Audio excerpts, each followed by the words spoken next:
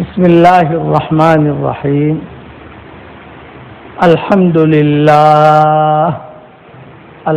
لله نحمده ونستعينه ونستغفره ونؤمن به ونتوكل عليه ونعوذ بالله من شرور أنفسنا ومن سيئات أعمالنا ونعوذ بالله من شرور أنفسنا ومن سيئات أعمالنا ونعوذ بالله من شرور أنفسنا ومن سيئات أعمالنا من يهده الله فلا مضل له ومن يضلله فلا هادي له ونشهد أن لا إله إلا الله وحده لا شريك له ونشهد أن سيدنا ومولانا محمدا عبده ورسوله صلى الله عليه وعلى آله وأصحابه وبارك وسلم تسليما كثيرا كثيرا. أما بعد فأعوذ بالله من الشيطان الرجيم. بسم الله الرحمن الرحيم. يا أيها الذين آمنوا اذكروا الله ذكرا كثيرا وسبحوه بكرة وأصيلا. هو الذي يصلي عليكم وملائكته ليخرجكم من الظلمات إلى النور وكان بالمؤمنين رحيما.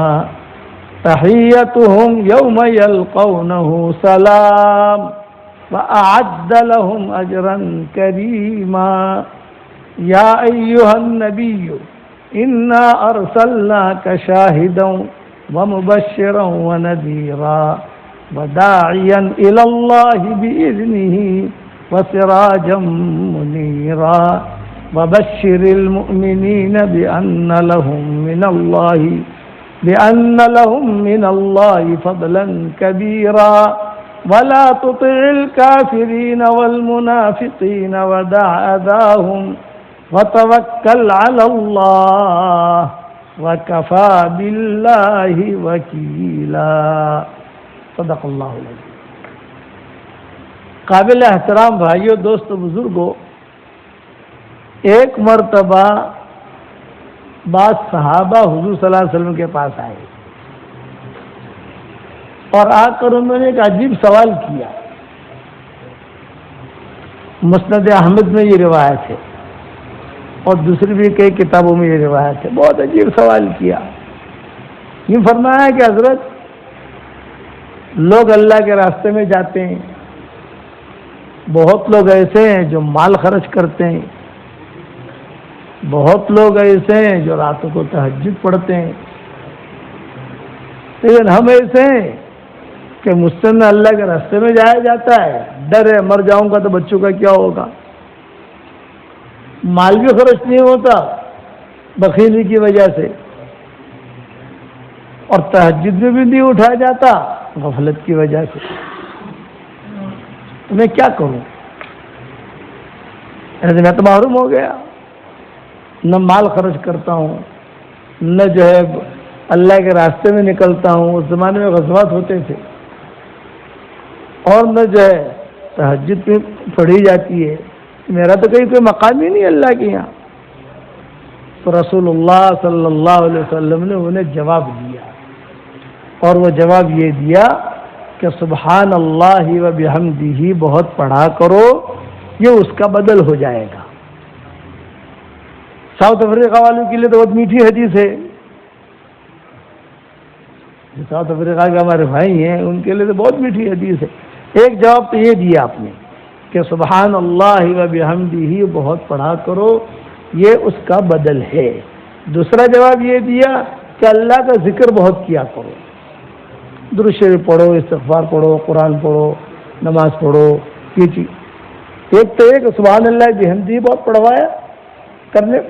پڑھنے کو کہا، اور دوسرا آپ نے فرمایا کہ تم جو ہے یہ کیا کرو کہ اللہ کا ذکر بہت کیا کرو، آتے جاتے اٹھتے بیٹھتے اللہ کا نام زبان پر ہو.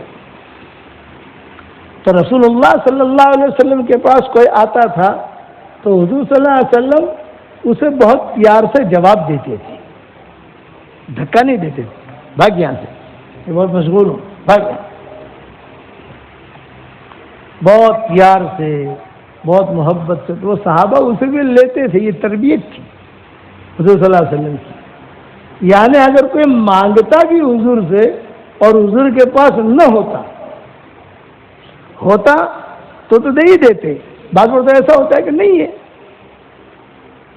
پھر بھی حضور صلی اللہ علیہ وسلم دینے دلانے کا انتظام کرتے۔ ایک مرتبہ ایک انصاری عورت تھی مدینہ منورہ میں، حدیث شریف میں آتا ہے، اس نے اپنے جوان بیٹے کو بھیجا حضور صلی اللہ علیہ وسلم کے پاس اور کہا کہ جاؤ حضور سے کہو کہ جو کرتا آپ نے پہنا ہے وہ دے دو ہمیں۔ اب وہ عورت بھی سیدھی، وہ لڑکا بھی سیدھا، وہ سیدھا آ گیا حضور صلی اللہ علیہ وسلم کے پاس۔ آپ کیوں آئے ہو؟ فرمایا کہ حضرت میری ماں نے بھیجا ہے اور یہ جو کرتا آپ نے پہنا ہے یہ مجھے دے دو، ماں منگوا رہی ہے۔ تو آپ نے جواب میں کہا بھائی میرے پاس ایک ہی کرتا ہے، دوسرا ہی نہیں۔ ہاں اگر دوسرا ہوتا چلو بدل کر یہ دے دیتا تمہیں، میرے پاس ایک ہی۔ وہ لڑکے نے جا کر جواب دیا، ماں وہ تو ایک ہی کرتا ہے ان کے پاس۔ ارے جا حضور کو کہو آپ کو تو کوئی ہدیہ دے دے گا، ہمیں کون دے گا ہدیہ، وہی دے دو۔ یہ حدیث میں قصے آتے ہیں، وہی دے دو۔ وہ لڑکا پھر آ گیا اور یہاں مسجد نبوی میں اذان ہو گئی، نماز کا وقت، نماز حضور صلی اللہ علیہ وسلم پڑھاتے تھے، پھر آ گیا۔ آپ اب کیوں آئے؟ یہ فرمایا کہ میری ماں کہہ رہی ہے کہ آپ کو تو کوئی بھی ہدیہ دے دے گا، انصار مہاجرین مدینہ والے باہر والے تو کرتا بھیج دے گا، لیکن ہمیں کون دے گا، آپ تو دے ہی دو ہم کو۔ اچھا بھائی، حضور صلی اللہ علیہ وسلم نے اپنا کرتا نکالا، دے دیا۔ اب بغیر قمیص کے بیٹھے ہیں، اذان ہو گئی، مسجد نبوی میں نماز کا انتظار ہو رہا ہے، حضور آ کر پڑھائیں گے نا۔ دیر ہو گئی، کیا دیر ہو گئی، حضور نہیں آئے، 5 منٹ اوپر ہو گئی۔ تو جب ایسا معاملہ ہوتا تھا تو صحابہ حضرت بلال کو بھیجتے تھے، جاؤ تم جاؤ دیکھو کیا ہے۔ حضرت بلال گئے تو حضور صلی اللہ علیہ وسلم سے بغیر قمیص کے بیٹھے ہیں۔ حضرت یہ کیا ہوا؟ میں کیا کروں، وہ انصاری عورت نے جو ہے مانگا پہلی مرتبہ، میں نے معذرت کر دی، اور اب جو ہے اس نے کہا نہیں آپ تو دے ہی دو۔ میں نے کہا بھی میرے پاس ایک ہی قمیص ہے۔ وہ کیا گیا کہ آپ کو تو کوئی ہدیہ دے دے گا، ہمیں ہمارا بھاؤ کون پوچھے گا یہاں، تو میں نے دے دیا۔ اب حضرت بلال جو ہے انہیں تھوڑا سا یعنی برا بھی لگا، یار یہ کیا، یعنی نبی سے ایسی چیز مانگ نہ، جب ایک ہی وہ کہہ رہے ہیں کہ ایک ہی ہے۔ اب اتنے میں ابو بکر عمر بھی آ گئے، اب یہ 4 جمع ہو گئے، حضور صلی اللہ علیہ وسلم، حضرت ابو بکر، حضرت عمر، حضرت بلال۔ اب گھر میں ہی مشورہ ہو رہا ہے، بھائی کیا ہوا حضرت؟ بھائی یہ ہوا میرے ساتھ۔ تو حضرت عمر کو جوش آیا، وہ کون ہے انصاری عورت، اسے ایڈریس دیجیے مجھے، میں اسے سمجھاؤں، اس طرح سے مانگا جاتا ہے۔ اب یہ باتیں ہو رہی ہیں اور پھر قرآن کی آیت نازل ہو گئی، لا تجعل يدك مغلولة إلى عنقك ولا تبسطها كل البسط فتقعد ملوما محسورا۔ پیارے نبی جی، آپ جو ہے جتنا ہے آپ کے پاس سب خرچ مت کیا کریں، تھوڑا بچا کے بھی رکھیں۔ اگر سب خرچ کریں گے تو ایسا بیٹھنا پڑے گا جیسا آپ ابھی بیٹھے ہیں، جیسا ابھی بیٹھے ہیں، منع کیا اللہ نے، لیکن اپنے لیے بھی تھوڑا بہت رکھیں، زیادہ نہیں لیکن تھوڑا بہت تو رکھیں اپنے لیے۔ بھلا تبسطها كل البسط فتقعد ملوما محسورا۔ یہ تربیت تھی حضور صلی اللہ علیہ وسلم کی۔ چنانچہ روایتوں میں آتا ہے کہ صدیق اکبر رضی اللہ تعالیٰ عنہ کا انتقال کا وقت جب قریب آیا تو سب لوگ عیادت کے لیے آتے تھے۔ حضرت سلمان فارسی آئے، حضرت عبد الرحمن ابن عوف ہے. یہ دو نام تو مجھے پکے یاد ہیں 100%، اس لیے کہ میں بھی سبق ریکارڈ کرا کے آ رہا ہوں، اس لیے مجھے یاد ہے. 2 دن کے بعد یہ نام بھی میں بھول جاؤں گا، اور حدیث کا حوالہ بھی یاد ہے، اس لیے کبھی اثر کے بعد ہی ریکارڈ کرایا ہے. پہلے آئے حضرت سلمان فارسی، پھر آئے عبد الرحمن ابن عوف. حضرت سلمان فارسی نے آ کر صدیق اکبر سے کہا کہ حضرت آپ کی طبیعت خراب ہے، آپ دنیا سے جا رہے ہیں، تو ہمیں کچھ وصیت کیجیے. تو صدیق اکبر نے کیا کہا؟ یہ کہا کہ سلمان تمہاری طرف مال پانی کی طرح آ رہا ہے، تمہاری طرف مال پانی کی طرح آ رہا ہے. اور فتنۃ السرا اشد من فتنۃ الضرا، 2 قسم کی آزمائشیں ہوتی ہے مسلمان پر، ایک تنگی کی آزمائش اور ایک فراخی کی آزمائش، دونوں امتحان ہیں. تو کہا فتنۃ السرا اشد من فتنۃ الضرا، فراخی والی آزمائش، مال بہت ہو، یہ آزمائش تنگی والی آزمائش سے بہت زیادہ خطرناک ہے. تنگی والی آزمائش میں آدمی اللہ کو یاد کرتا رہتا ہے، اور جب مال بہت آتا ہے تو اللہ کو بھول جاتا ہے. اسے پھر کاریں یاد آتی ہیں، BMW یاد آتی ہے، دسمبر آتا ہے تو نئی کار خریدنے کا پلان بنتا ہے، خود اس کے یعنی ہوٹل میں جانے کا پروگرام بنتا ہے، 15,000 رینٹ کا کھانا کھائیں گے ہوٹل میں فیملی کو لے جا کر، اور پڑوس میں بیوہ ہے جو بھوکی سوئی ہے.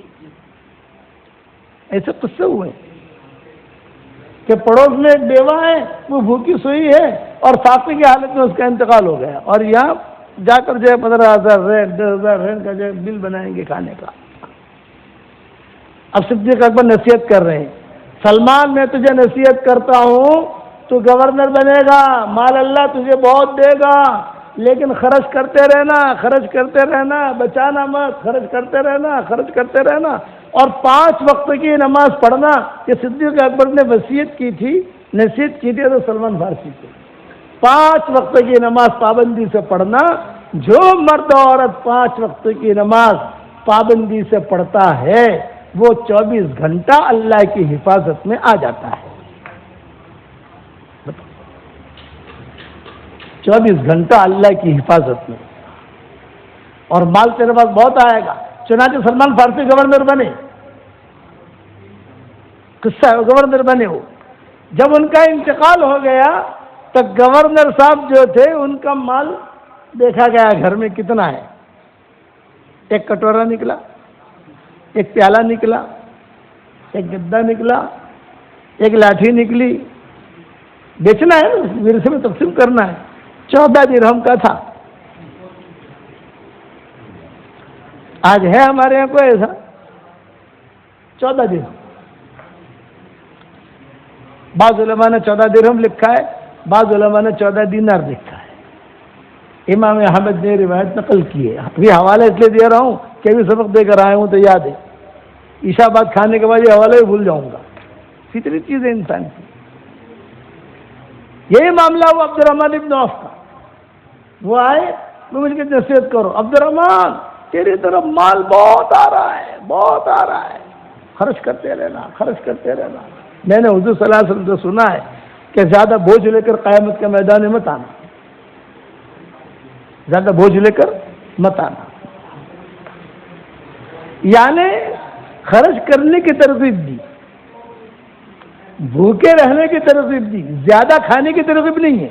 آج کل کسی جگہ کھانا جاتے ہیں، آج ہی کھاؤ نے، آج ہی کھاؤ نے، بولا نا آ ڈیزل چھین، آم چھین، آ مرگی چھین، آم چھین. میں کہتا ہوں زیادہ کھانے کے کوئی فضائل حدیثوں میں نہیں ہے. بھوکے رہنے کے فضائل ہے، روزہ رکھو، کم سے کم کھاؤ. کہ بھوکے رہنے کے فضائل بہت ملیں گے، روزے کے فضائل کتنے ہے کہ نہیں. لیکن ترغیب دی حضور نے کہ 5 روٹیاں کھاؤ گے تو بڑی جنت ملے گی، اور 6 کھاؤ گے تو اس سے بڑی جنت ملے گی. اور اگر مرغ، ہمارے ایک مصری آتا تھا، نظام الدین میں ایک مصری آتا تھا، ہر سال وہ چلہ لگانے کے لیے آتا تھا. ہاں تو وہ آوے، میں سمجھ گیا کہ اللہ خیر کرے، تیرا بھی، تیرے لیے بھی اللہ خیر کرے. اور کریم نعمت کا دا، ہمارے یہاں ہوٹل ہے نظام الدین میں، کریم نعمت کا دا، اللہ اس کے لیے بھی خیر کرے. وہ ایک ساتھ 15 روپیہ کھاتا تھا. وہ آوے تو ہوٹل والے خوش ہو جائیں، ارے یار یہ ہمارے پاس چلہ لگانے آیا ہے. بولے حضرت آپ کے پاس چلہ لگائے گا، یہ جائے گا میوات بھیجے جہاں بھیجے، لیکن دھندا ہمارا اچھا ہوگا. ایک ساتھ مجھے شک ہوا، میں نے کہا یار لوگ باتیں کرتے ہیں کیا. میں نے کہا نا یہ جو ہوٹل میں آئے تو آپ آ جاؤ ہوٹل میں، خالی گنو مرغیاں. وہ وہاں سے فون کر کے بول رہے میں اتنے بجے روانگی ختم ہو جائے گی، اتنے بجے دعا ہو جائے گی، اتنے بجے کارگزاری ہو جائے گی، اتنے بجے عشاء ہوگی، مرکز میں آؤں گا. تو وہ ہوٹل والا اس کے لیے ہوٹل کھلی رکھے. تو میں نے اس کو کہا زیادہ کھانے کے فضائل نہیں ہے، کھلانے کے فضائل ہے، اور اسی طریقے سے بھوکے رہنے کے فضائل ہے، خرچ کرنے کے فضائل ہے. حضور صلی اللہ علیہ وسلم نماز پڑھانے کے لیے کھڑے ہوئے، اقامت ہو گئی، پہلے اذان ہوئی، اقامت ہو گئی، اور پہنچ گئے کہاں؟ مصلی پر. اور اقامت ہونے کے بعد آپ کہتے تھے میں صفیں سیدھی کرو، استو استو استو سد الخلل. اتنے میں ایک دیہاتی تھا پیچھے کھڑا ہوا، وہ آگے بڑھ گیا، حضور استو استو کہہ رہے ہیں، اور وہ آگے بڑھ گیا، اور آگے بڑھ کے کہا کہ حضرت آپ کے کان میں ایک بات کرنا چاہتا ہوں. ٹائم کون سا لیا اس نے؟ نماز کا. یعنی اب اللہ اکبر کہنا ہے، اور حضور کو کیا کہہ رہا ہے؟ ایک بات کرنی ہے حضرت آپ سے. آپ نے فرمایا اچھا کہو. چلو اقامت شروع ہو جائے گی، اس طرح بعد میں کہہ لوں گا، بتاؤ. اور وہ بھی حضور کے پیچھے سے قمیض کھینچ کے کھینچا ہی. ارے ماری بات سنبھلو لو بھائی، ماری بات سنبھلو لو، پچھے نہ مت پڑھاؤ. آپ نے کہا اچھا بتاؤ کیا کہنا چاہتا ہوں؟ کہ کان میں کہنا چاہتا ہوں. اچھا بھائی کان میں کہ پیچھے ابو بکر کھڑے ہیں، عمر کھڑے ہیں، ابو ہریرہ کھڑے ہیں، بلال، سارا مجمع صف اول کا کھڑا ہے. کان میں کیا مانگو چھو؟ آپ سے کان میں کہ میں دیہات سے آیا ہوں، مجھے 2 اٹھنیوں کی ضرورت ہے، اور اس پر کھجوروں کی ضرورت ہے، اور اس پر مجھے جو کی ضرورت ہے، اور 2-3 غلاموں کی ضرورت ہے جو میرے یعنی کھیت میں کام کرے. آپ کہتے رہے ٹھیک ہے ٹھیک ہے ٹھیک ہے ٹھیک ہے. بلال کھڑے تھے، ان کا بلال یہاں، بلال کو بلایا، ان کا دیکھو کیا کہہ رہا ہے، پھر مجھے یہ ضرورت ہے، یہ ضرورت ہے، یہ ضرورت. بلال کو لکھوایا جیسے آرڈر دیں گے وہ دوسرا. وقت کون سا ہے؟ حالانکہ بعد میں بھی کر سکتا تھا نا وہ. آج کا ہمارا امام جو ہے نا، وہ ایسا ڈانٹے گا کہ وہ کبھی مسجد میں آئے گا ہی نہیں. اچھا دے دینا بلال، جتنا مانگا اتنا دینا، اور زیادہ دینا. کیا فرمایا؟ زیادہ دینا. پھر آپ نے سوال کیا اس سے، بھائی ٹھیک ہے تیرا کام تو ہو گیا. وہ تو خوش ہو گیا، میرا کام ہو گیا، اب نماز پڑھوں گے نہ پڑھوں. آپ سمجھے کہ نہیں؟ اب وہ تو ہمارا کام ٹھیک ہے. چنانچہ آپ نے فرمایا بھی مجھے یہ بتا کہ تو نے یہ بات کرنے کے لیے یہ وقت کیوں چھاٹا؟ میں نماز کے بعد بھی کر سکتا تھا، یہ وقت کیوں چھاٹا؟ سب کو رو کے رکھا. پوری مسجد نبوی انتظار کرنے لگی. فرمایا حضرت جب بلال نے اقامت کہنی شروع کی نا، تب مجھے یہ یاد آیا، اور میں نے کہا اگر میں ابھی نہیں مانگوں گا تو بھول جاؤں گا. لو پاکیزہ معاشرہ اسے کہتے ہیں. کیا کہتے ہیں؟ پاکیزہ معاشرہ. اس لیے میں ایک بات کہتا ہوں آپ کے ساؤتھ افریقہ میں بار بار کہیے، ہمارے پاس شریعت کا علم تو ہے لیکن تربیت کا علم نہیں ہے. شادیاں بھی سیدھی سادی ہوتی تھی، مکانات بھی سیدھے سادے ہوتے تھے، رہن سہن بھی سیدھا سادہ.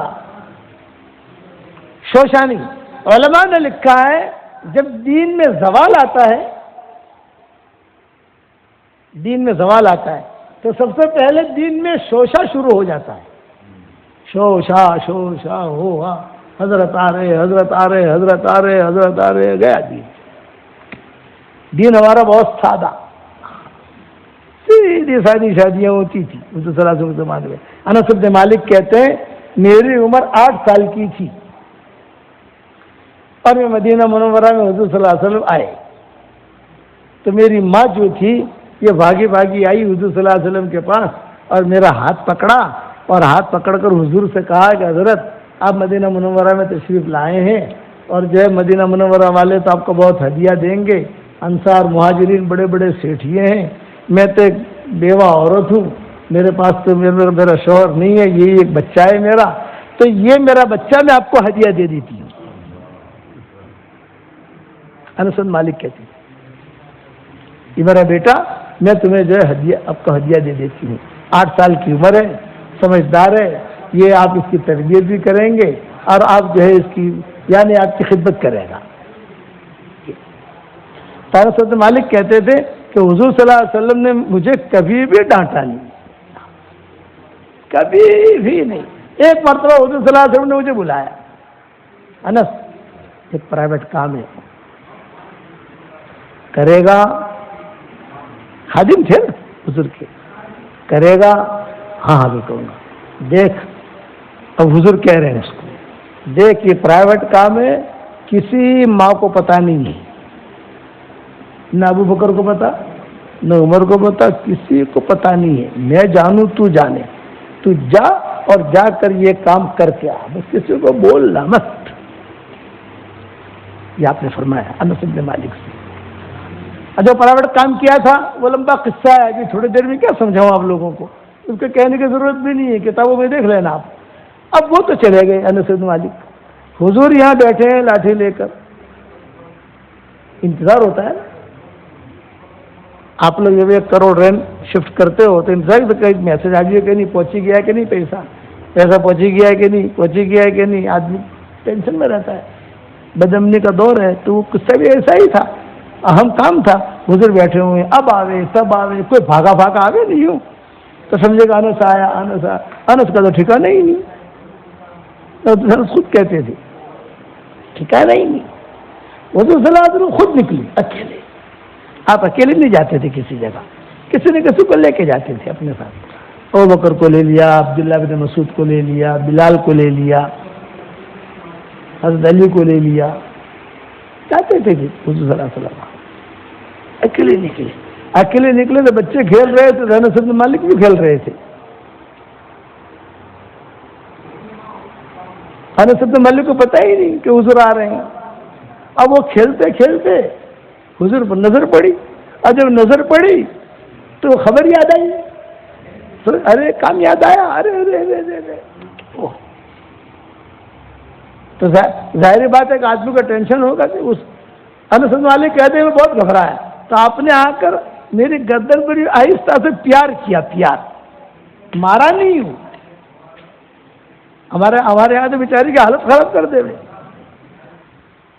چھٹی کر دے اس کی، پیار کیا، اور پیار کر کے حضور مسکرانے لگے، دیکھنے لگے، میں نے بھیجا تھا تجھے یاد، حضرت معاف کرنا میں جا رہا ہوں اور ابھی خبر کر رہا ہوں۔ انس بن مالک کہتے تھے کہ مجھے کبھی بھی ڈانٹا نہیں، سال بتاتے تھے، اتنے سال تک میں نے خدمت کی اور کبھی بھی ما زجرنی وما نہرنی وما طردنی۔ اب انس بن مالک کہتے ہیں کہ میں آیا، اچھا حضور صلی اللہ علیہ وسلم کھڑے رہے وہاں، کھڑے رہے مطلب کیا؟ مطلب کہ جلدی وہ خبر آوے تو آدھا راستہ تو میں نے کاٹ لیا ہے، آدھا راستہ اس کا ہے، میں مطمئن ہو جاؤں، تو وہ کام اہم تھا۔ چنانچہ انس بن مالک دوڑا کہ آپ چلے جائیے میں آ رہا ہوں، ارے تو کہ آ رہا ہوں پھر کہیں کھیل میں لگ جائے گا، پھر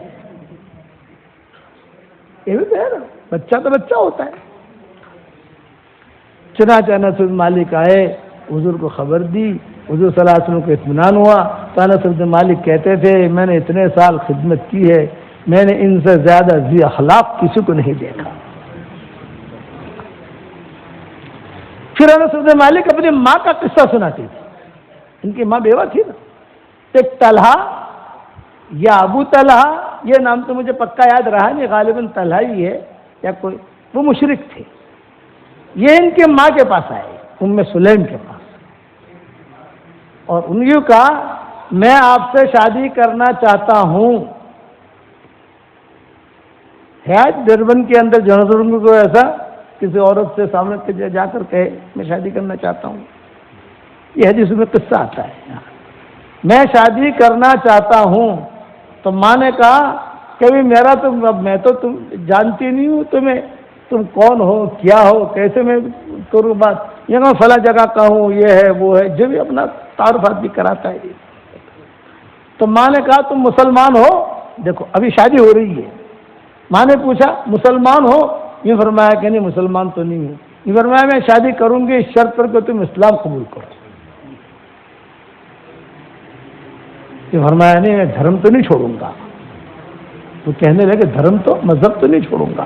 فرمایا اگر مذہب نہیں چھوڑتا تو میں نکاح بھی نہیں کرتی۔ میں تجھے ضرورت ہے، مجھے بھی ضرورت ہے، تجھے بھی ضرورت ہے، میری شرط یہ ہے کہ تو اسلام قبول کر۔ اب جب وہ جانے لگے تو ان کی ماں نے بلایا، دیکھ ہمارے یہاں مہر ہوتی ہے، اگر تو اسلام قبول کرے گا میرا مہر معاف۔ یہ کہا مہر ہوتی ہے نا، تو اگر اسلام قبول کرے گا تو میرا مہر معاف۔ اچھا میں سوچوں گا۔ ہاں سوچ لے۔ 3 دن کے بعد وہ آئے، یہ کہا میں مسلمان ہو گیا ہوں۔ وہ بہت اچھا، میرا مہر بھی معاف ہے، چلو انس میرا نکاح کرا دی۔ خود انس بن مالک نے اپنا نکاح کرایا، اپنی والدہ کا نکاح کرایا وہ طلحہ کے ساتھ۔ اونچی عورت تھی، اونچی عورت، سادگی طبیعت کے اندر۔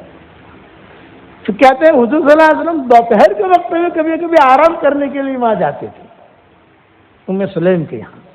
وہاں گرمی بہت ہوتی تھی وہاں، تو آپ کا پسینہ نکلتا تھا حضور صلی اللہ علیہ وسلم کا، تو پسینہ عطر کی جو بوتل ہوتی تھی اس میں ڈالتی تھی وہ، تو وہ عطر بہت خوشبودار ہو جاتا تھا۔ آخر تک ان کے پاس رہا، چونکہ انس بن مالک کی عمر تو بہت ہوئی نا، ہمارے جتنے صحابہ کی جماعت تھی آخر میں مرنے والوں میں انس بن مالک تھی،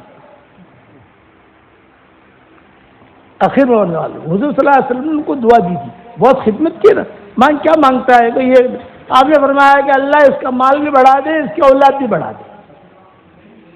تو انس بن مالک کہتے تھے کہ اللہ نے میرا مال اتنا بڑھایا کہ ان کے باغ تھے، بعد میں اللہ نے مال انہیں بہت دیا، میرے باغ تھے، سب جگہ باغ جو ہے خشک رہتے تھے، میرے باغ ہرے بھرے رہتے تھے۔ ہر جگہ جو ہے سال میں 1 فصل کٹتی تھی، میرے باغ میں 3-4 فصلیں کٹتی تھی۔ کہ اولاد کتنی؟ تو وہ کہتے تھے 100 بچے تو میں نے میرے ہاتھ سے دفن کیے ہیں۔ اب افریقہ والوں کو کہاں سمجھ میں آئے گی یہ باتیں؟ یہ کتابوں میں چھپی ہوئی ہے، چھپی ہوئی نہیں ہے کہ 100 بچے تو میں نے میرے ہاتھ سے دفن کیے، اور میں سفر سے جب آتا ہوں تو میری باندی مجھے بتاتی تھی اس سفر میں اتنے پیدا ہوئے اتنے مرے، اتنے پیدا ہوئے اتنے مرے۔ تو کہتے ہیں کتنی بیویاں رکھتے ہو تم؟ کیونکہ بیویاں تو 4 ہی ہیں، لیکن باندیوں سے بچے پیدا ہوتے تھے، باندیوں سے صحبت جائز تھی نا، ان سے بچے پیدا ہوتے تھے۔ کہ 100 تو میں نے میرے ہاتھ سے دفن کیے، یہ انس بن مالک کہتے تھے رضی اللہ تعالی عنہ۔ سادگی۔ ایک بڑے بھی آئے حضور صلی اللہ علیہ وسلم کے پاس، حضرت آپ کی دعوت میرے گھر پر، سادہ زندگی، شوشہ والی نہیں۔ تو آپ نے فرمایا دیکھ بھائی تیری دعوت قبول، لیکن ایک شرط ہے، عائشہ کے ساتھ آؤں گا، بغیر عائشہ کے نہیں آؤں گا۔ بڑی میں نے کہا نہ حضرت آپ کے اکیلے کی دعوت ہے، عائشہ کی نہیں۔ الگ عائشہ کون ہے؟ ام المومنین۔ آپ کے اکیلے کی دعوت، عائشہ کی نہیں۔ تو میں نہیں آتا، عائشہ رہے گی ساتھ تو میں آؤں گا، ورنہ نہیں۔ بڑی میں چلے گئے، ان کی بیوی نے پوچھا کیا ہوا، دعوت منظور کی؟ وہ تو کہہ رہے ہیں عائشہ کی شرط لگا رہے ہیں، اپنے پاس عائشہ کو کھلانے کے لیے کہاں ہے؟ اپنے پاس تو حضور کو کھلانے کے لیے، عائشہ کو کھلانے کے لیے نہیں۔ تو عورت ان کی سمجھدار تھی، ان کی عورت نے کہا ارے بھائی عائشہ کو بھی کہہ دو، کوئی فرق نہیں پڑتا، بلا لو، اس بہانے حضور تو آ جائیں گے۔ کسی بھلے آدمی کا کسی کے گھر میں چلا جانا یہ تو بہت بڑی چیز ہے۔ میں ہمیشہ ایک دعا کرتا ہوں، اب تو ہمارے شاگرد دنیا بھر میں بڑھ گئے نا، ساری دنیا میں، میں کہتا ہوں اے اللہ جو تیرا بندہ اور بندی تجھے پسند ہو اس کے گھر میں مجھے لے جا اور اس کا کھانا کھلا. پھر اللہ انتظام کرتا ہے، ہر ایک کے گھر جا نہیں سکتے. تو بڑی اور تو بڑھیا نے کیا کہا، ہوشیار تھی وہ، اس نے کہا عائشہ، تو بڑی یار لیڑ گئے، یہ کہا لا عائشہ نہیں عائشہ اکیلے حضور اکیلے. اچھا مجلس میں آتے تھے، لوگوں کو پتا تھا کہ یہ دعوت دے رہے اور حضور شرط لگا رہے عائشہ کے ساتھ آؤں گا. جب وہ گھر سے نکلنے لگے تو بیوی نے کہا بل دعوت دے دینا، کم سے کم حضور تمہارے گھر میں آ جائیں گے، بیٹھ تو جائیں گے، ان کی برکت تو ملے گی ہمیں. نہیں بغیر عائشہ کے آوے تو ٹھیک، ورنہ عائشہ کے ساتھ نہیں. تو وہ اور سمجھدار تھی، انہوں نے کہا حضور سے یہ کہنا، دیکھو حضور سے یہ کہنا حضرت کھانا تو آپ کے اکیلے کے لیے ہے، میں تو آپ کے سامنے رکھ دوں گا، اب آپ جانو اور عائشہ جانو. بات سمجھ میں آ رہی؟ آپ جانو اور عائشہ جانے، یعنی آپ دونوں آپس میں سمجھ لینا.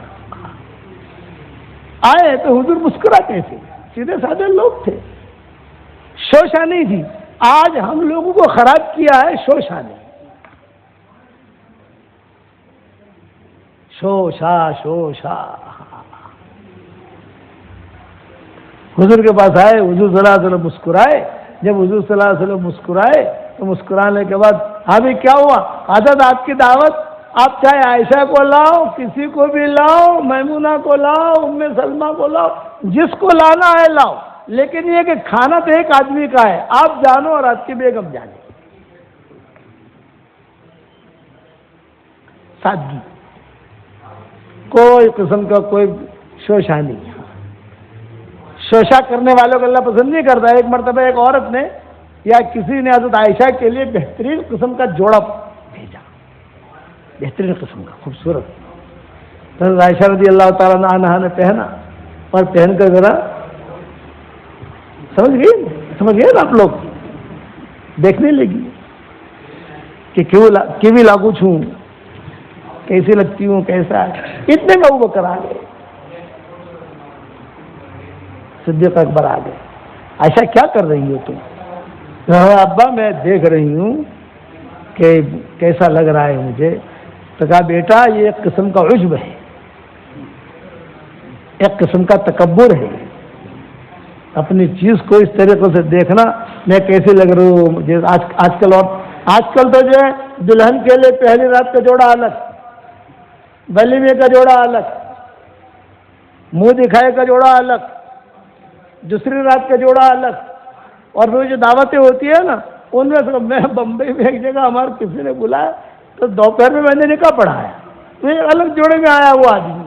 پھر رات کو جہاں جانا تھا ولیمے میں وہ الگ جوڑے میں. ارے بھائی دوپہر کو تو نے کچھ اور پہنا تھا. ارے بولا نا آتے کتنا 10 جوڑا بدلوانا 10 દિવસ માં. یہ شوشہ پوری امت جو ختم ہوئی ہے یہ شوشہ، الگ دین سیدھا سادہ. پھر کیا کہا صدیق اکبر نے، دیکھ بیٹا جب بندہ بندی عجب میں اپنی چیز دیکھتے ہیں اللہ کی نظر سے گر جاتی، اللہ ان پر نظر رحمت نہیں ڈالتا. ایسی بات کہی صدیق حضرت عائشہ کہتی تھی بات نے میرے دل پر ایسا اثر کیا، اندر جا کر وہ جوڑا نکالا اور وہ جوڑا نکال کر میں نے فوراً صفحہ کر دیا. بہترین کار لو لیکن کیسا لگتا ہوں یہ نہیں، بٹ والا دماغ نہیں آنا چاہیے. اب کہیں نہیں ہے اچھا اس سے استعمال کیجیے. ہاں لوگ کہیں ایک تیاری شادی میں کتنا خرچ کرے تو نے 1 કરોડ رینٹ. اب ઘેર જઈશું મશૂરો કરશે એને શાદીમાં 1 કરોડ ખર્ચો કર્યો છે, આપણે 1.5 કરોડ કરવાનો છે, આપણું નાક ઊંચું રહે. بیوی کو خوش کرنے کے لیے، شوہر کو خوش کرنے کے لیے چاہے لون لینا پڑے، سود لینا پڑے. مالدار آج کل آدمی مالدار بننے کے لیے قرضدار بنتا ہے، مالدار بننے کے لیے قرضدار بنتا ہے. اس لیے کہتے ہیں کہ بادشاہ کا باز اڑ گیا. مثال ہے آج ہمارا دین کا معاملہ ختم ہو گیا. ہم ہیں مسلمان لیکن برا مت ماننا، ہم جو ہے دیندار نہیں ہیں۔ مسلمان ہونا اور ہے، دیندار ہونا اور۔ آپ کے خاندان میں اگر کوئی پریشان حال ہے اور آپ کی آنکھوں سے آنسو نہیں نکلتا، آپ کے پاس مال بھرا ہوا ہے، پھر بھی آپ اس کو نہیں دیتے ہو، آپ دیندار نہیں ہیں۔ اور قرآن میں صاف ہے، وَمَن لَّمْ يَحْكُم بِمَا أَنزَلَ اللَّهُ فَأُولَٰئِكَ هُمُ الْكَافِرُونَ وَمَن لَّمْ يَحْكُم بِمَا أَنزَلَ اللَّهُ فَأُولَٰئِكَ هُمُ الْفَاسِقُونَ وَمَن لَّمْ يَحْكُم بِمَا أَنزَلَ اللَّهُ فَأُولَٰئِكَ هُمُ الظَّالِمُونَ۔ ایک ہی رکوع میں اللہ نے 3 ایٹم بھوڑے ہیں۔ اللہ کے حکم کے مطابق اگر کوئی فیصلہ نہیں کرتا وہ کافر ہے، وہ ظالم ہے، وہ فاسق ہے۔ اب اس میں کیا تعویل کرو گے آپ؟ کوئی مولوی صاحب کیا تعویل کریں گے اس میں؟ بے حدیث میں تو یہ کہو گے ضعیف ہے، موضوع یہ کہو گے نا۔ قرآن کو کیا سیدھے سیدھے آتے ہیں۔ شریعت بتائی، حضور اکرم صلی اللہ علیہ وسلم نے سادہ انتقال کا وقت قریب آیا صدیق اکبر کا، حضرت عائشہ بیٹھی، ابا آپ دنیا سے جا رہے ہیں؟ ہاں بیٹا میں جا رہا ہوں دنیا سے۔ ابا میں نے آپ کے لیے وہ کفن کا کپڑا لے کر آئی کہ میں نے آپ کے لیے بہت اچھے کفن کا کپڑا تیار کیا ہے، یمنی کپڑا ہے بہت اچھا۔ صدیق اکبر نے دیکھا، یہ کہا بیٹا یہ صدقہ کر دینا، یہ اچھا کپڑا تو زندے کے لیے اچھا ہے، مرحوم کے لیے کیا اچھا ہے، مجھے تو سیدھے سادے کپڑے میں کفن دے دینا۔ یہ صدیق اکبر نے وصیت کی تھی اپنے انتقال پر حضرت عائشہ رضی اللہ تعالیٰ۔ حضرت عائشہ اشعار بہت پڑھتی تھی، بعض لوگوں کو اشعار پڑھنے کا شوق ہوتا ہے، ان میں تو عائشہ بھی تھی، تو ان کے انتقال پر وہ اشعار پڑھ رہی تھی۔ تو صدیق اکبر نے کہا کیا پڑھ رہی ہو تم؟ یہ کہا اشعار۔ ارے کلمہ پڑھ، باپ کی جدائی پر کلمہ پڑھ۔ میری روح اس حال میں نکلے کہ میں مومن بن کر دنیا سے جاؤں، تمہارا آخری وقت ہے۔ پھر حضرت عائشہ نے پوچھا آپ دنیا سے جا رہے ہو تو آپ کے ورثے کا کیا کروں؟ تو صدیق اکبر نے کہا ورثہ شریعت کے اعتبار سے ادا کرنا، اور میری بیوی حمل سے ہے، صدیق اکبر کی بیوی حمل سے تھی اس وقت میں، میری بیوی حمل سے ہے، اس کا بھی حصہ لگانا۔ انتقال پر کہا حضرت عائشہ سے۔ حضرت عائشہ نے پوچھا لڑکے کے اعتبار سے حصہ لگاؤں یا لڑکی کے اعتبار سے؟ فرمایا تمہیں پیسوں کی ضرورت ہو آن اکاؤنٹ لے لینا، جب بچہ پیدا ہو جائے، لڑکا ہو تو لڑکے کے اعتبار سے، لڑکی ہو تو لڑکے کے اعتبار سے۔ میری بیوی کے پیٹ میں جو بچہ ہے اس کا بھی حق میراث میں ہے، یہ صدیق اکبر نے کہا۔ آج کل میراث کو تو کوئی سمجھتا ہی نہیں ہے، میراث کے مسائل جو ہیں لوگوں کو پتہ ہی نہیں ہے۔ لڑکیوں کو جو ہے کوئی پیسہ دے دیں گے تاری میراث دے کہ باپ زندہ اور میراث ہوگی۔ میں مہندی والی مسجد میں بیٹھا ہوا، یہ ہمارے داماد کو پتہ ہے، مہندی والی مسجد میں میں مغرب سے لے کر عشاء تک بیٹھتا ہوں۔ ایک لڑکی آئی ہماری برادری کی، گول برقعے کے ساتھ، مولانا سے بات کرنی ہے، مولانا سے بات کرنی ہے۔ ارے میں عورتوں سے بات نہیں کرتا، کیا نہیں مولانا سے بات کرنی ہے، مولانا سے بات کرنی ہے۔ اچھا بھائی میں چلا گیا بھائی، کیا کہنا ہے بیٹا؟ یوں کہ آپ سے اکیلے میں بات کرنی ہے۔ ارے بیٹا جو کہنا ہو کہہ دو، سارے مجمع دیکھ رہا ہے آپ کو۔ جو صاحب لوگوں نے اوپڑ، یعنی دوسرے لوگ نہ سنیں، آپ اکیلے سنو۔ میں نے کہا ٹھیک ہے بھائی ہٹو جاؤ، کیا کہتی ہے؟ یہ کہا مولانا مجھے آپ پہچانتے ہو، میں فلاں خاندان کی ہوں، یہ ہے وہ ہے۔ میں اس خاندان کو جانتا ہوں، وہ لوگ ہم سے محبت بھی کرتے ہیں، بڑا خاندان ہے، رئیس خاندان ہے۔ تو مولانا میرے پاس آئے اور ایک پوٹلی لے کر آئے، یہ کہا بھائی آ لے لو تمہاری ورثہ تھی جو۔ مول صاحب ورثہ بکا ہے؟ میں نے کہا بیٹا تو جا، تیرا کام اللہ کر دے گا تجھے، میں فون کروں گا تجھے۔ چنانچہ میں نے ان کو فون کیا بڑوں کو، میں نے کہا آپ کے گھر میں کبھی نہیں آؤں گا، آپ سے میرا کوئی جوڑ نہیں، میرا فون نمبر نکال لینا۔ کوئی مول صاحب شو سی کیا ہو؟ میں نے کہا تو اپنے بہنوں کے ساتھ ایسا کرتے ہو معاملہ؟ تمہارے باپ دادا جو اوپر مشرک تھے وہی شرک والی چیز اسلام میں چلا رہے ہو۔ ورثہ دو، اس میں ہم نے عربوں کو دیکھا، بکری میں کھڑے کھڑے میراث کرتے ہیں وہ لوگ۔ بقی میں کھڑے کھڑے بقی میں کھڑے کھڑے میراث کریں گے. وہ فیکٹری ہے، یہ فیکٹری فلاں کی، یہ دکان فلاں کی، یہ دکان فلاں کی، اتنا پیسہ دینا ہے، اتنے مہینے میں دے دیں گے. وہی کھڑے کھڑے سگنیچر. اب ساؤتھ افریقہ کا حالت ہے معلوم نہیں ہے کیا ہے. یہاں پر احکامات ہیں، یہ بات یاد رکھنا. اللہ کے احکامات کبھی بدلتے نہیں ہیں، احکامات ہیں. ہماری شریعت میں عورتوں کی میراث نہیں تھی. پچھلی جو شریعتیں گزری ہے نا، ان میں کسی عورت کی میراث نہیں ملتی، نہ ماں کو، نہ بیٹی کو، نہ بیوی کو، نہ بہن کو. عورت اور پچھلی شریعت یہود نصارہ اوپر کے جو لوگ گئے ہیں، ہماری شریعت میں بھی یہی تھا. آخر تک عورتوں کو کوئی میراث ہی نہیں تھی. لیکن جب اوس بن ثابت شہید ہوئے رضی اللہ تعالی عنہ، تو ان کی ایک بیوی، 2 بچیاں، ایک لڑکا، اتنے تھے اوس بن ثابت کے. بیوی، 2 لڑکیاں، ایک لڑکا. تو شہادت کے بعد، جنازے کی نماز کے بعد، وہ اوس بن ثابت کے بھائی آئے بھابھی کے پاس. بھابھی، آپ کو تو کچھ ملے گا نہیں، اس لیے کہ آپ عورت ہو. یہ 2 لڑکیوں کو کچھ نہیں ملے گا، اس لیے کہ لڑکیاں ہیں. لڑکے کو ملے گا کب ملے گا؟ جب بڑا ہوگا، اب یہ چھوٹا ہے. یہ کہہ کر گھر کا سارا مال لے گئے. بات سمجھ میں آ رہی نہیں ہے؟ سارا مال، کھجوریں، کھانا پینا، برتن، سب لے گئے. یہ بیچاری بیوہ اکیلی بیٹھی ہے، 2 بچیاں ہیں، ایک بیٹا ہے چھوٹا سا. کیا کروں، کس کو کہوں؟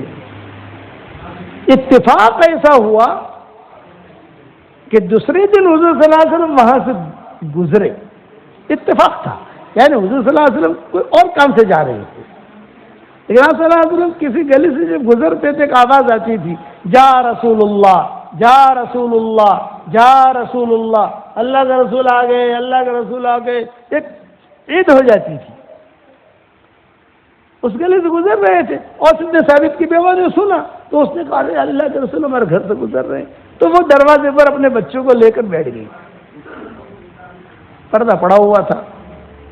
جب حضور صلی اللہ علیہ وسلم گزرے تو اوس بن ثابت کی بیوہ نے کہا، السلام علیکم یا رسول اللہ. اب کھڑے رہے، دیکھ کون ہے خاتون، یہ کون ہے؟ تو کسی صحابی نے کہا، یہ اوس بن ثابت کی بیوہ ہے. چونکہ اوس بن ثابت شہید ہوئے تھے، سب کو پتا تھا کہ شہید ہوئے ہیں. اوہ عظم اللہ اجرکم، اللہ تمہارا اجر بڑھائے. بہت تکلیف ہوئی، اللہ تعالیٰ تمہاری تربیت کرے، یہ کرے، جو بھی جملے کے. تو اوس بن ثابت کی بیوہ نے کہا، حضرت ایک درخواست کرنا چاہتی ہوں. نے کہا کرو. نے کہا حضرت کل جو ہے اوس کے بھائی آئے تھے تو یہ کہہ کے مجھے کہا، تم تو عورت ہو، تمہیں کچھ ملے گا نہیں. 2 لڑکیاں، انہیں کچھ نہیں ملے گا. یہ لڑکے کو ملے گا جب بڑا ہوگا تب ملے گا. یہ کہہ کر سارا مال لے کر چلے گئے ہیں. تو آپ سے صرف اتنی درخواست ہے کہ اوس بن ثابت کے بھائیوں کو بلاؤ اور ان سے کہو کبھی یہ 2 لڑکیاں بھی لے جائیں، انہیں پالیں پوسیں، بڑا کریں، ان کی شادی کرائیں. پھر میں رہوں گی، میرا بیٹا رہے گا، ہم دونوں ہماری زندگی گزار لیں. حضور نے جو اتنا سنا تو حضور کی آنکھوں میں ٹپ ٹپ آنسو آ گئے. کھڑے کھڑے رونے لگے، صحابہ بھی رونے لگے. پھر حضور نے جواب دیا، میں تیری بات کا جواب نہیں دیتا ہوں، تیری باتوں کا جواب کا میں آسمانوں سے انتظار کر رہا ہوں. میں جواب نہیں دیتا. حضور کو آگے جانا تھا کسی اپنے کام کے لیے، حضور صلی اللہ علیہ وسلم واپس نہیں. ابھی مسجد نبوی کے دروازے پر پہنچے ہی تھے کہ میراث کی آیتیں نازل ہو گئی. یوصیکم اللہ فی اولادکم للذکر مثل حظ الانثیین. یہ ساری آیتیں قیامت تک کے آنے والی عورتوں کو اوس بن ثابت کی بیوہ کی وجہ سے میراث میں حصہ آ گیا. بہنوں کا بھی آ گیا، بیٹیوں کا بھی آ گیا، سب کا آ گیا. کہ تیری برکت سے اللہ نے میری امت کی عورتیں، کہ میری امت کی عورتیں بغیر میراث کے، میری امت کی عورتیں بغیر میراث کے۔ اس پر صدیق اکبر نے اپنے حضرت عائشہ سے کہا میری بیوی کے پیٹ میں جو بچہ ہے اس کا بھی میراث میں حق ہے۔ اچھا، میراث میں اور نماز میں فرق ہے۔ نماز کے بارے میں تو اللہ نے کیا کہا؟ بھائی نماز پڑھو، ظہر اثر مغرب، ظہر کے 4 پڑھو اللہ نہیں کہے گا، حضور کہیں گے۔ فجر کے 2 پڑھو اللہ نہیں کہے گا، حضور کہیں گے۔ بھائی اللہ تو کہے گا نماز پڑھو، کیسی پڑھو کیا کرو ساری ترتیب حضور صلی اللہ علیہ وسلم سمجھائیں گے ہم کو۔ میراث کے بارے میں ایسا نہیں، میراث کے بارے میں تو اللہ نے پورا کمپیوٹر سے حساب کر کے بھیج دیا تاکہ کوئی ہیرا پھیری نہ کرے، لیکن اللہ کو معلوم ہے کہ اس میں ہیرا پھیری بہت ہوگی، اس میں ہیرا پھیری بہت ہوگی، تو صاف صاف حساب کر کے آسمانوں سے آ گیا کھٹا کر کر، اس کو اتنا، اس کو اتنا، اس کو اتنا، اس کو اتنا، کوئی ہیرا پھیری نہیں کر سکتا۔ احکامات ہیں۔ اس لیے میری بات یاد رکھنا کہ ہمارے پاس شریعت کا علم تو ہے، تربیت کا علم نہیں ہے۔ آپ جو ہے آنکھیں بند کر کے آپ خالی ساؤتھ افریقہ کے فیملی پر نظر ڈالو،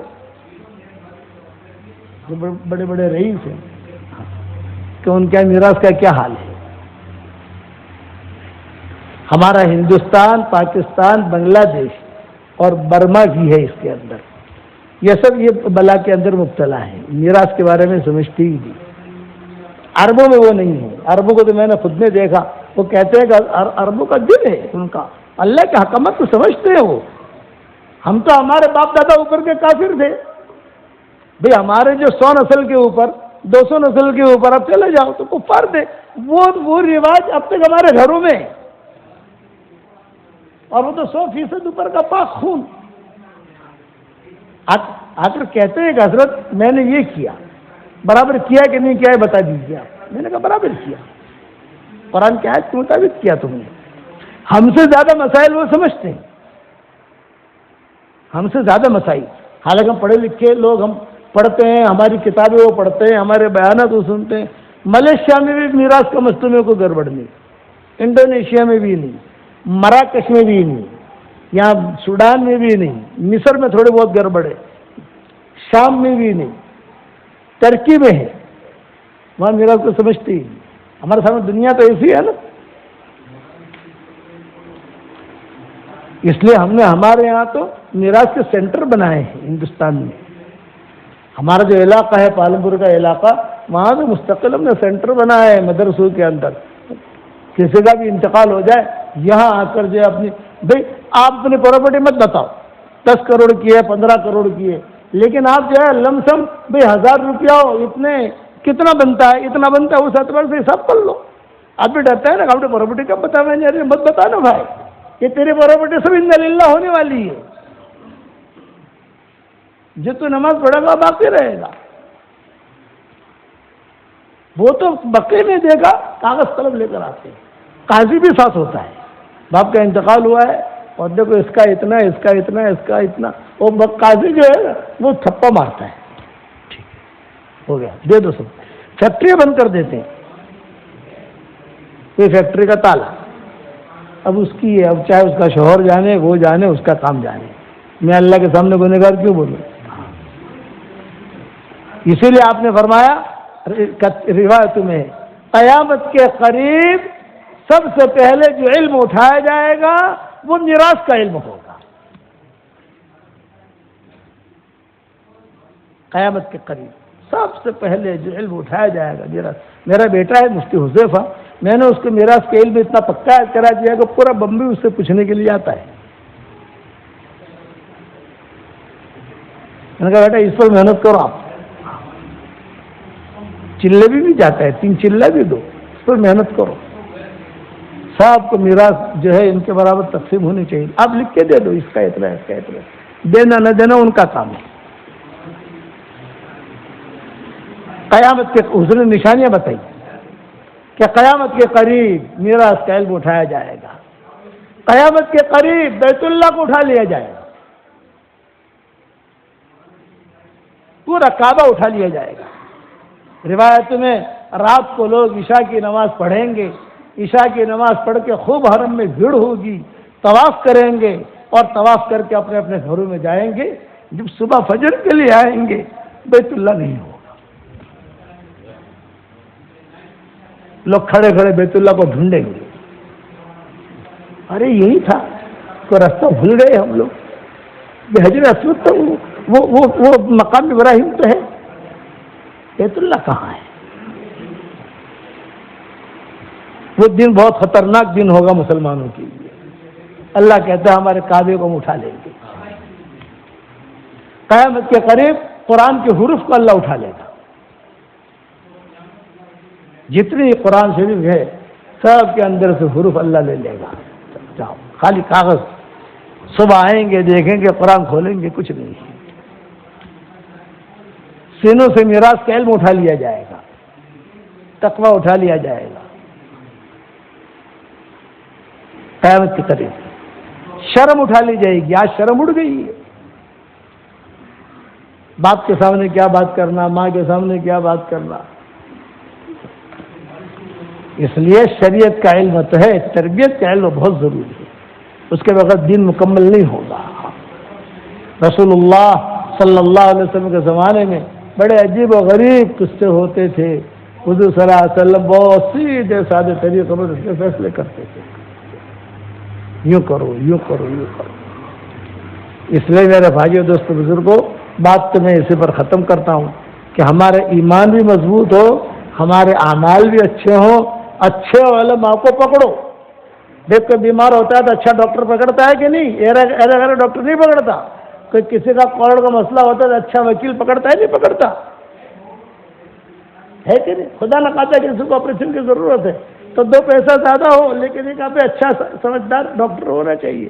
اسی طریقے پر اپنے دین کے لیے اچھے علماء کو پکڑو. اور ہے نہیں ایسا نہیں ہے، اللہ کا شکر ہے ایسے علماء ہیں ماشاء اللہ کہ جو ڈھنگ کا جواب دے، ڈھنگ کی بات کرے، صحیح بات آپ کو بتائیں، صحیح آپ کی رہبری کرے.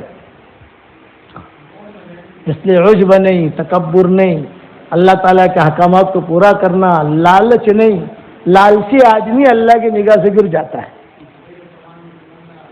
ہمارے دین کو جو ہے بادشاہ کا باز مت بناؤ. بادشاہ کا باز کا قصہ سنا کر بات ختم کروں. ایک بادشاہ تھا، اس کا باز تھا.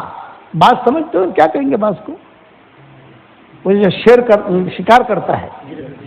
ہاں تیگل. تو بہت بڑا شکار کرنا ہے، اس کا کام ہوتا ہے. علامہ اقبال نے اس کے اشعار بہت کہے. اسی لیے اقبال کہتے تھے، اقبال کیا کہا کرتے تھے؟ یہ کہ مجھے ڈر ہے کہیں تیرے سجدے تجھے کافر نہ کر دے. اقبال جھکتا کہیں اور ہے، سوچتا کہیں اور ہے. فاسقوں کو شراب نے مارا، عاشقوں کو شباب نے مارا، منشیوں کو حساب نے مارا، عالموں کو کتاب نے مارا. ہم جو بچ رہے تھے اب تک ہمیں روٹی کباب نے مارا. روٹی کباب کی وجہ سے آج اپنا دین کھو دیتا. تو بادشاہ کا باز تھا، وہ بادشاہ کے محل میں شکار کرتا تھا. تو بادشاہ بیٹھا بیٹھا اسے دیکھتا تھا، مزے لیتا تھا. بادشاہ جو ہے بہت بڑا محل تھا. ایک مرتبہ بادشاہ کے باز کے دل میں بات آئی، باز جو تھا ایگل، اس کے دل میں بات آئی یار میں یہاں ہوں، تھوڑا باہر جا کر بھی دیکھوں. تو باؤنڈری سے باہر نکل گیا تو ایک بڑھیا کی جھوپڑی تھی، اس پر جا کے بیٹھ گیا. بڑھیا نے دیکھا تو بڑھیا نے کہا کہ بیچارہ کتنے دیکھ اس کے ناخن کتنے لمبے لمبے ہو گئے ہیں اور پر بھی کتنے لمبے لمبے ہو گئے ہیں، بیچارے کو کیسے تکلیف ہوتی ہوگی. اس نے جو ہے اس باز کو اپنے گھر جھوپڑے میں لائی اور ناخن کاٹ دیے اس کی. حالانکہ ناخن بڑا ہونا ہی اس کی خوبصورتی تھی، کاٹ دیے. اچھا پر اتنے پر کے ساتھ کیسے بیچارہ چلے گا، کتنا وزنی ہے، تو پر بھی کاٹ دیے. اور خوش ہو رہی ہے بڑھیا، میں نے اس کی خدمت کی. آج آدمی سمجھتا ہے میں نے دین کی خدمت کی، حالانکہ دین کو کاٹ رہا ہے وہ. میں نے دین کی خدمت کی، حالانکہ دین کو ختم کر رہا ہے وہ. تو کیا کرے گا خدمت دین کی؟ بادشاہ نے کہا بھی ہمارا باس کہاں گیا، ہمارا باس کہاں گیا، ہمارا باس کہاں؟ پتہ چلا کہ یہ بڑھیا کے پاس ہے۔ اسے لائے، دیکھا تو اس کے ناخن بھی کٹے ہوئے، اس کے جو وہ بھی، اب اس کو حسن جمال ختم ہو گیا، اسی ناخن سے وہ شکار کرتا تھا، اسی پر سے وہ اڑتا تھا۔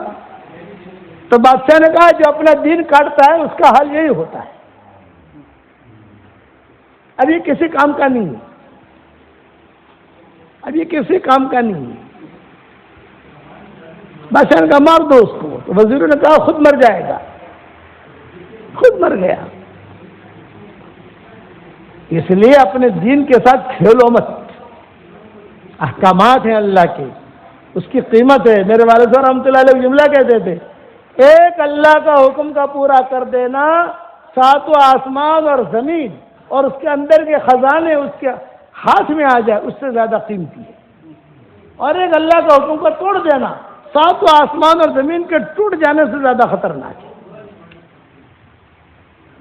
ایمان، بار بار اللہ کو بولو، بار بار اللہ کو سنو، بار بار اللہ کے مذاکرے کرو گے انشاءاللہ۔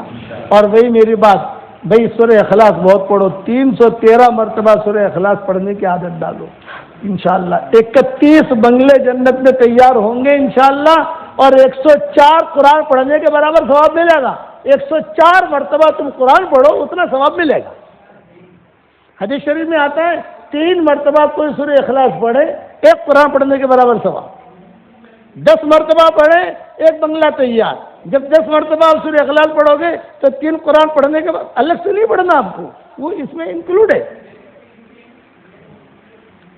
کہ 3 قرآن پڑھنے کے برابر بھی ثواب مل گیا اور محل بھی تیار ہو گیا۔ 313 مرتبہ پڑھو گے تو 31 بنگلے بھی جنت میں تیار ہو گئے، اور 104 مرتبہ قرآن پڑھنے کے برابر ثواب بھی مل گیا۔ بتاؤ اتنا سستا سودا ہے تمہارے ساؤتھ افریقہ میں؟ اور یہ یقینی ہے، صحیح صحیح روایتیں ہیں، یعنی صحیح روایت۔ آج بھی یہ حساب لگائے، ہم اپنے دھندے کا حساب لگاتے نہیں لگاتے؟ 500 رن کا بھی فرق آئے گا تو ارے 500 رن کیا گیا، 500 رن کیا گیا، 500 رن کیا گیا، حساب لگائے گا تو بھول گیا کیا ہوا کیا۔ اور اللہ کتنا دیتا ہے، بہت دیتا ہے۔ اللہ کہتا ہے میں بہت دیتا ہوں لیکن کوئی لینے والا نہیں ہے۔ ہر فرض نماز کے بعد آیت الکرسی پڑھ لیا کرو، 24 گھنٹہ اللہ کی حفاظت میں رہو گے۔ اور جنت میں محل بنانے کے حضور نے نسخے بہت بتائے۔ فجر کی 2 رکعت سنت مؤکدہ پڑھ لو، ظہر سے پہلے 4 رکعت سنت مؤکدہ پڑھ لو، ظہر کے بعد 2 رکعت سنت مؤکدہ پڑھ لو، مغرب کی نماز کے بعد 2 رکعت سنت مؤکدہ پڑھ لو، عشاء کی نماز کے بعد 2 رکعت سنت مؤکدہ پڑھ لو، 12 ہو گئی ہے۔ حضور صلی اللہ علیہ وسلم فرماتے ہیں جو یہ 12 رکعتیں پڑھے گا اسی دن اللہ اس کو جنت میں محل بنا کے دے دے گا۔ ترمذی کی حدیث ہے، ابن ماجہ کی حدیث ہے، یہ دو حوالے تو مجھے یاد ہے، وہ بھی اس لیے یاد ہے کہ ہماری باقی رہنے والی نیکیاں جو کل آئے گی نا اس میں نے سیٹ کیا ہے، اس لیے یاد ہے مجھے یہ حوالہ، ورنہ مجھے ہر بات کا حوالہ پوچھے کو یاد نہیں رہے گا۔ کتنا آسان ہے، تو جنت میں محل بناؤ گے انشاءاللہ۔ اچھا 104 مرتبہ قرآن پڑھنے کا ثواب ملے گا، پکی بات ہے، لیکن اس کا مطلب یہ نہیں کہ خالی سورہ اخلاص سے پڑھتے رہو، الف لام میم سے لے کر آخر تک قرآن پڑھو، اس کی فضیلت اس کی نوعیت الگ ہے۔ لیکن یہ بھی ہے کرو گے بھائی، پھر ہمارا دعوت کا کام سدا بہار ہے، دعوت کے کام میں لوگوں جتنا ہو سکے، میں یہ نہیں کہتا کل 3 چلنے کے لیے نکل جاؤ، لیکن ہماری مسجد جماعت ماشاءاللہ ہر جگہ بیٹھتی ہے، یہاں بھی بیٹھتی ہوگی، جہاں ہمارے ساتھی ہیں ہر جگہ ماشاءاللہ، میں بورسوانا جا کر کل آیا، ہر جگہ ہماری مسجد و جماعت ہے ماشاءاللہ، ساتھی بیٹھتے ہیں، مشورے کرتے ہیں، جماعتیں نکالتے ہیں، مستورات کی جماعتیں نکالتے ہیں۔ اپنے کو داخل کرو اپنے، اس لیے کہ اس وقت میں ہمارے دین کی حفاظت کے لیے دعوت اور تبلیغ کے کام سے زیادہ آسان کوئی کام نہیں ہے۔ اپنے دین بچانا ہے نا، ماحول بناؤ گے انشاءاللہ بھائی۔ کون نکلے گا اللہ کے راستے میں؟ ہاتھ اوپر کرو، سب سے پہلے میں نکلوں گا انشاءاللہ۔ واہ واہ، اللہ تعالیٰ قبول فرمائے۔ اللہم لک الحمد کلہ ولک المن کلہ لک الشکر کلہ ولک الملک کلہ لک الخلق کلہ ولک الفضل کلہ وإلیک یرجع الامر کلہ اللہم صل علی سیدنا محمد بن عبد اللہ القائم بحق اللہ ما باق امر الا فرجہ اللہ۔ اے اللہ ہمارے گناہوں کو معاف فرما، اے اللہ ہماری خطاؤں سے درگزر فرما، ہمارے اس مسجد عائشہ کے لوگوں کو قبول فرما، ان کے جڑنے کو قبول فرما، جو کام کرنے سے آپ خوش ہوتے ہو وہ کام کرنے کی توفیق عطا فرما، جو کام کرنے سے آپ ناراض ہوتے ہو بچنے کی توفیق عطا فرما۔ اے اللہ ہمارے سفریقہ کے سفر کو بے انتہا قبول فرما، جب تک یہاں قیام میں خیر ہو ہمیں یہاں قیام کروا، اور جب یہاں سے جانے میں خیر ہو عافیت کے ساتھ تو ہمیں منزل مقصود تک پہنچا۔ اے اللہ جس نے مجھے دعاؤں کے لیے کہا ہو، دعاؤں کے لیے خطوط میں لکھا ہو، جن کا ہم پر کسی قسم کا حق اور احسان ہو، یا جو مجھے اپنے دعاؤں میں یاد کرتے رہتے ہوں، اے اللہ یا مائیں بہنیں مجھے اپنے دعاؤں میں یاد کرتی رہتی ہوں، ہماری ساری دعاؤں میں ان کا پورا حصہ نصیب فرما۔ اور اے اللہ میری تشکیل پر جو روزانہ 313 مرتبہ سورہ اخلاص پڑھنے کی عادت ڈالے، اے اللہ اس کی ساری دعاؤں کو قبول فرما، اس کی پریشانیوں کو دور فرما، اور اپنے فضل و کرم سے ہماری دعاؤں کو قبول فرما۔ سبحان ربک رب العزت عما یصفون، سلام علی المرسلین والحمد للہ رب العالمین۔